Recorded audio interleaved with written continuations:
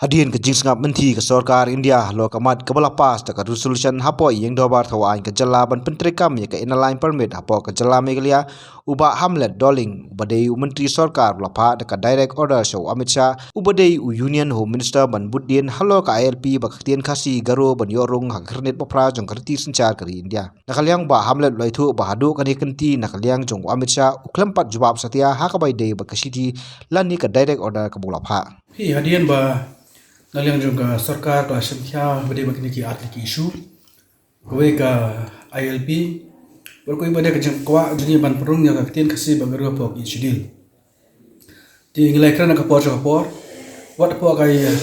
wa assembly ru lepas ya ka official resolution halor ka tien kasi bagaru berkenjuru halor ka ILP tang kata bang lepas ka resolution jeni ngilai kenduru adali ngilai kenduru ha shalom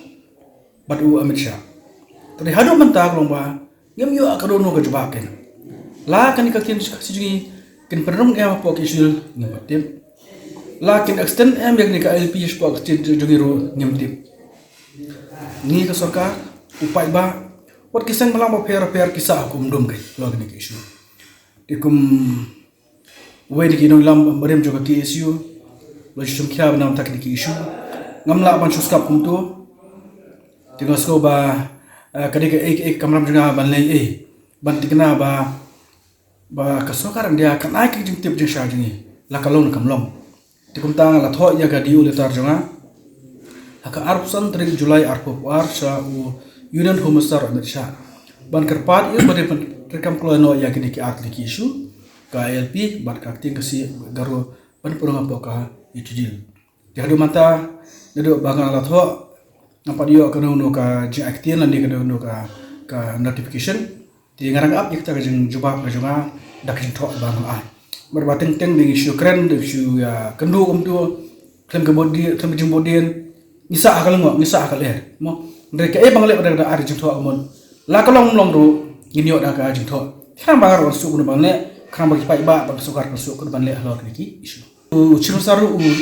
man mikidu ubudin dia kena kam ia kendu perkemah ru yang bentah dari kata kalong dia dari tu baik bak maka las ni tu ngelabut dia nilai keren dia budin nilai keren keselong kelong ta mo di ngap dia merba kering isu di balak lomdok sama nga